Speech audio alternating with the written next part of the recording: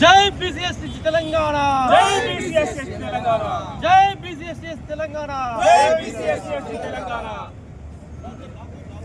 బీసీఎస్టీ ఐక్యత బీసీఎస్టీ జేసీ ఆధ్వర్యంలో విశారదన్ మహారాజ్ గారి యొక్క ఆదేశాల మేరకు నాగర్ కర్నూల్ కుర్మేల గ్రామం నందు జరిగినటువంటి సంఘటనకు ఉద్దేశించి ఈరోజు మేము ప్రవర్తన ర్యాలీ తీయడం జరుగుతుంది.